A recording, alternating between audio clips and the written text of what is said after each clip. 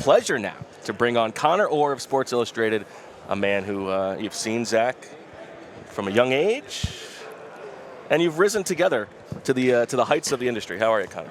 I'm good. How are you? We're doing well. Conor Orr from Sports Illustrated, and we didn't just go to college together. We worked together at the Star-Ledger. Conor. What was the power dynamic? Well, no, Conor and I were in comparable positions. He was on the Jets. I was on the Giants. He was working with Jenny Vrentas, who's now at the New York Times, formerly Sports Illustrated. I was working with Mike Garafolo, now at NFL Network. But he and I were, I guess we can say, like the number twos on the beat. It was more like a defined structure back then. Okay. Like some beats are 1-1A. This was like a 1 and a 2 structure. And so we were able to kind of experience it, commiserate. I shouldn't say commiserate, compare notes. I was going to say, yeah. Who had it tougher? No, compare notes. And then Conor, since then, has become one of the preeminent football voices in America. So it's awesome to have him on. I was thinking about this when I was walking over, and so Zach is a little bit older than me. Okay. And when I picked up the student newspaper for the first time at Syracuse, I was really intimidated, right? Because you get there and everybody's already on their way to becoming like Bob Costas, you know? Yes. So I flipped the student newspaper over to the sports section, and you see Zach's headshot, right, in the column. And this guy is already writing like, you know, Jim Murray, like he's super talented. And I see Berman, and I'm just like, what is this? Is this Chris Berman's nephew or something? I was like, I got no shot. You're with like me, this Leather. is, I'm never going to be able to get my foot in the door here. So it was very. Zach was like the first. I remember that I called my dad, and he was like, "How is it?" And I was like, "They got like Chris Berman's nephew writing for the school newspaper. This guy's phenomenal." I was like, "There's no shot. You know, we got to figure something else out. You know, let's try finance." But, what was it? A 2-year difference? 1 year? I think so. 2 years. Okay. Yeah. I appreciate that. Funny story. I was once. This is going to sound like a flex, but it's not.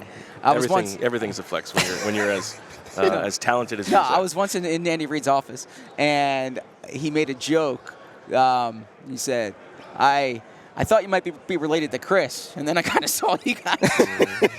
Chris Berman. Yeah, Chris is huge. Yeah, Chris is a big guy. Yeah. I'm not particularly big, so it's pretty. I remember that day. I remember it vividly. It was a funny joke. That is a good joke. Yeah. And you got to spend some time with Andy last night. Yes. Yeah. It was really good. It's always good seeing Andy. Always good catching up with Andy. Conor, I was thinking about a conversation we had at the Combine a couple years ago, and I think you were out in front of this before anybody on the Eagles beat was. I was about to ask him. And that was after the first year of Nick Sirianni. It had not come out yet that Nick had given up play calling, and you were sort of very, you didn't want to boast about it. But you're like, my understanding is that, Shane Steichen has a lot to do with the Eagles' success in the second half this year. Just want to give you credit for that. You were all over that. Thank you. I feel like you are like very plugged in at the coach level. Yeah, I think everybody has their niche. Yeah. I started doing the list a couple of years ago. Love the list. As a way to find some sort of way to quantify coaches outside of this guy knows this guy or this guy runs this scheme. And so, which unfortunately is how so much of the hiring process happens. Yes. Right? Yeah. But through that, got to know a lot of people and very fortunate. But that was a very intimidating moment for me because Philadelphia beat writers are terrifying. All of you guys, like if you parachute in, I don't like to go because I'm scared of all of you. And then when I said something, when I said something that you all disagreed with, I was like, I was in a cold sweat because I was like, dead on. Is my information wrong? Well, because you have to understand that first year, Shane on the podium was like so unimpressive. It felt like he had no idea what was going on, and meanwhile behind the scenes, he's turning the keys. And the other part too is that Jeff Stoutland has a lot of juice in the Eagles building. Mm-hmm. So I think the assumption among the beat writers, and it was incorrect. And he was the run game coordinator. Was that like when you gear more toward this like run-based offense, this is Stoutland's influence, right? And because Shane's background was, how hard is it to just press the run button? Exactly. Yeah. But you were on top of that, and by the way, you were on top of it with your list. Like you identified Shane as a hot candidate before anyone else. He gets not as hot as D'Amico, but he gets the Colts job. You had Gannon on that list. He gets the Cardinals job. So you've been on top of that all along.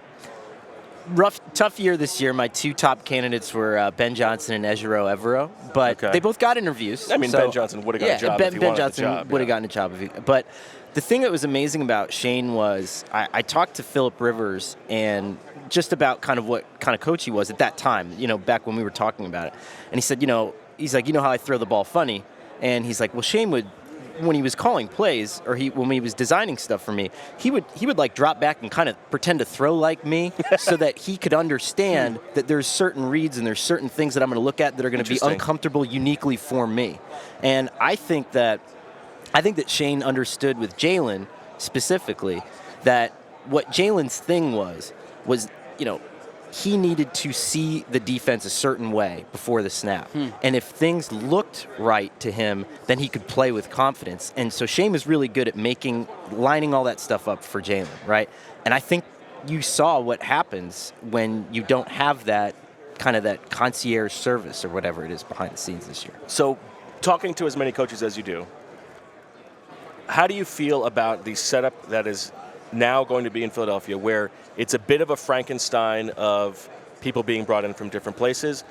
Like Fangio's getting his guys on the defensive side of the ball, but Nick is now going to be a little bit more hands-off. They're bringing in Kellen Moore, who he has never worked with before. They're adding some other guys who have been maybe Peter principled elsewhere and are coming down a level to their normal level. When you are bringing in these different parts who have no relationship with each other necessarily, how do you feel like that's going to go? It can work out well and it cannot. I think it can work out well like it worked out the first year with Brian Dable, where he said, I don't want to hire any of my friends. I want to hire good coaches. And then 2 years into it, him and Wink Martindale are screaming at each other and the door's slamming and he's walking out of the building. Is it possible he didn't want to hire any of his friends because he doesn't have any friends? Also possible. And in Carolina, I gave Frank Reich a lot of credit for trying the same thing, but that was one of the most disastrous assemblages of coaches that I think we've had in recent memory. That was a disaster through and through. So you look at the situation in Philly. A couple years ago, I wrote a coach's 5-step guide to survival. Okay. And step 3 is coming out and telling people you're going to spend more time in various meetings and not be focused on one side of the ball. So Nick's getting pretty. It's step 3. He went right to step 3. He had to sip a couple steps. I remember, I used to cover the Jets. This happened with Rex Ryan towards the end. And Rex Ryan came out one day and he said, I'm going to spend a lot of time in the offensive meeting rooms. And everyone's like, dear God, right? So I was talking to him in his office about this, and he goes, let me draw you a play. And he goes and he tries to draw a play, and he goes, hold on, I have to draw it the other, because he had never drawn a play from an offensive side, so he had to flip the paper upside down. This is what we're doing. I'm not saying Nick is like that, but this is sort of the foreign territory he's walking into, It's going to be interesting. Now, one of Conor's best stories, I can do a whole show on Conor's great stories, but... You're way too nice. But you'll appreciate this, is so Steve Belichick, the father, Bill Belichick's father, wrote a book, Football Scouting Methods, okay? It's not in print anymore. You have to get it used, okay? I read it when I was in college. Conor read it. You read that book when you were in college? Yeah, because we got it.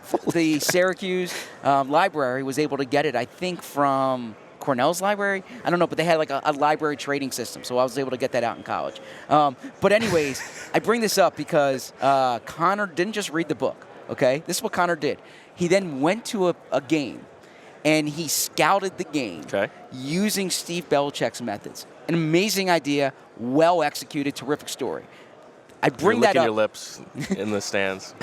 I bring that up because we're talking about coaches.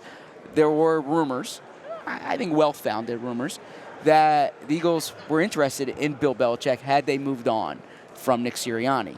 Now, as we know, Bill Belichick did not get a job. A, what's your read on why Belichick is not coaching in the NFL next year? And B, are the Eagles a team to look at if this goes south? I think there has to be mutual interest between Belichick and what he sees as a window and that team and what they see as a window. And certainly the Eagles are one of those teams. He identified Atlanta early on in the process.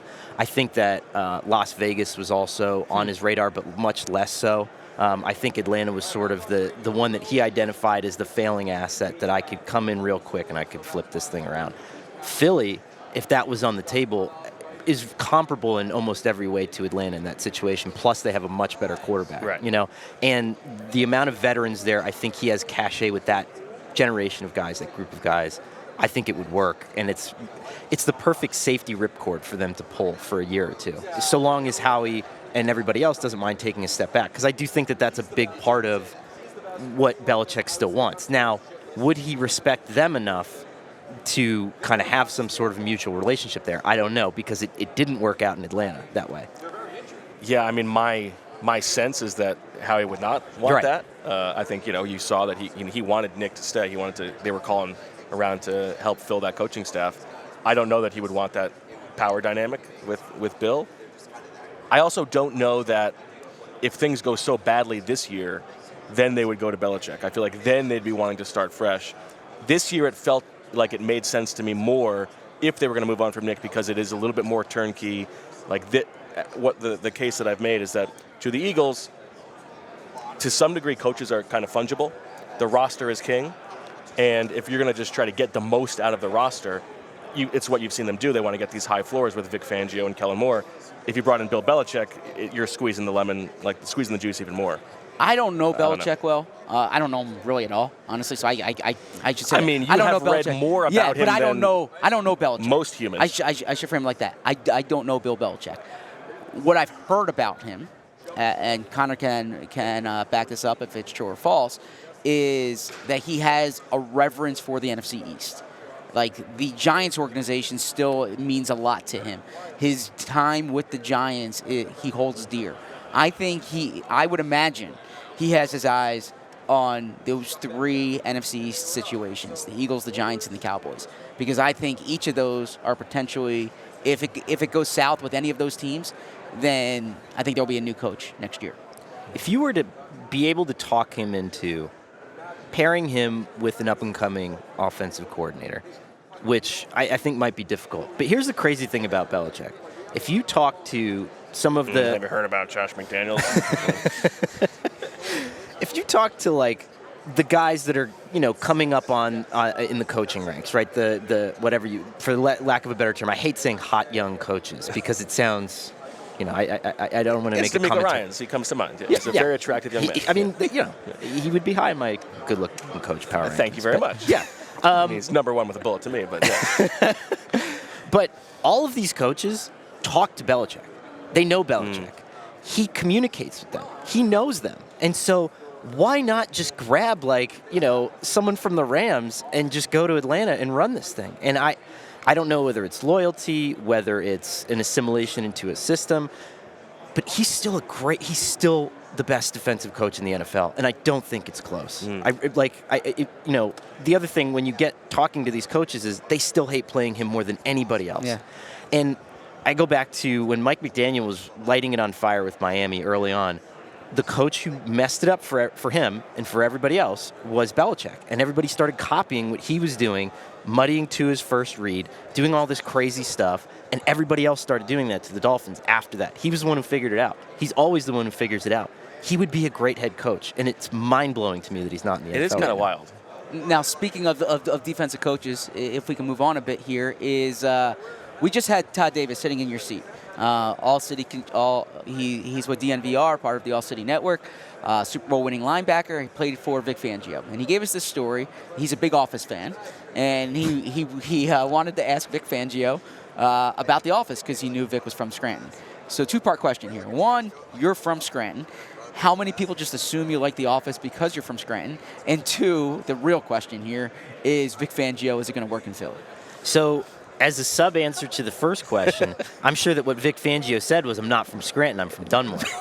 Is that what he said? He said it's not my sense of humor. It's not his sense of humor. Yes. Okay, so yeah, Dunmore is it's just it's a continuation of Scranton, but to the people there, it would be like a border of It's not Jerry McNamara territory. It's not Jerry McNamara territory. It's the next town. It's literally the next town over. But if you they would be offended at the suggestion. Very much so.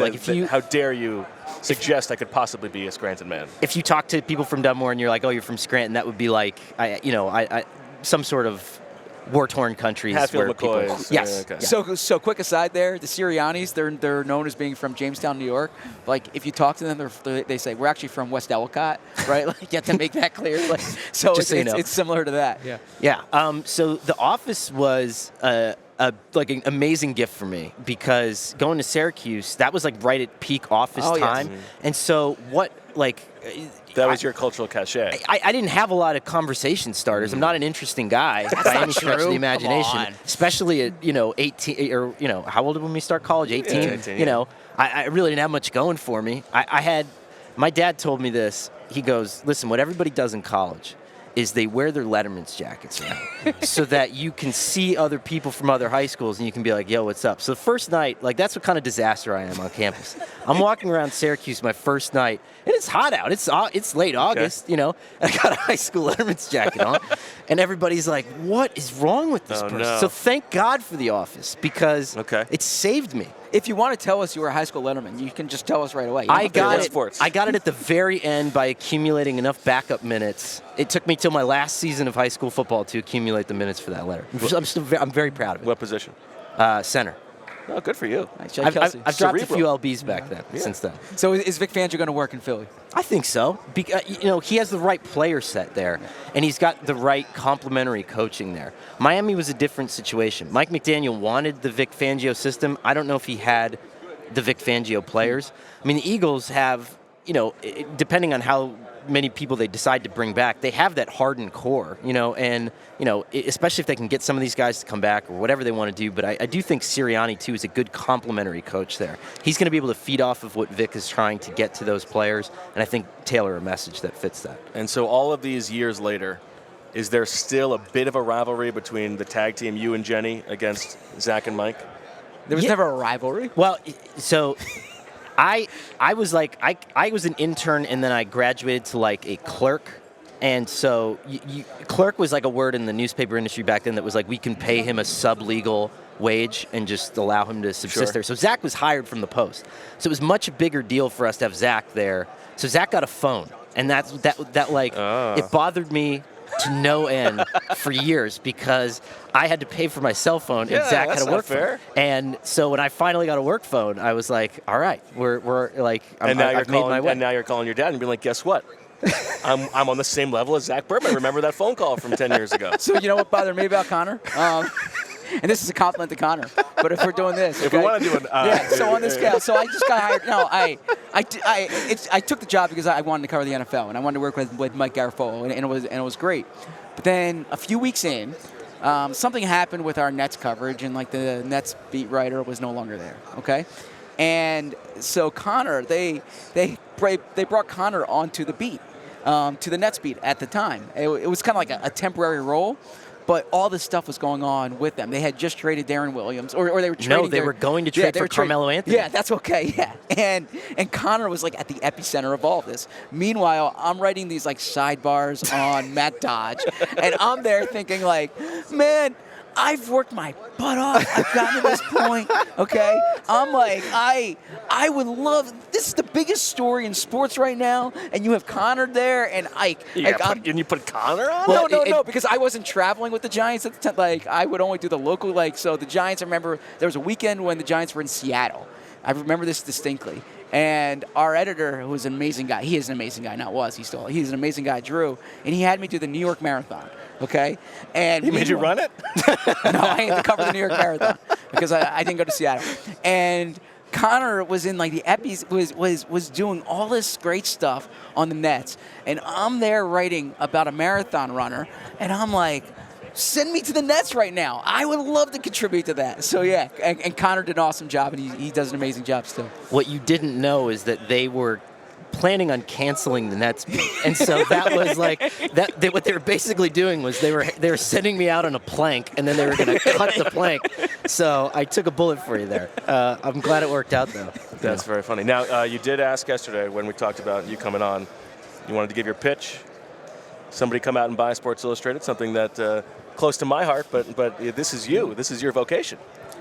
Zach was the first person I asked. I know Zach's smart financially. He's sound. I thought that he might be able to put a profile together. I asked him what he would do if he could have a time machine for one day, and his answer was he would. What was it? He would want to go buy the invest in Google's IPO, which is not a far-fetched answer. That's a very sensible answer. Yeah. I feel like Bo wants to go date D'Amico Ryan, so. No, I'd rather like spend some time with my dead mom.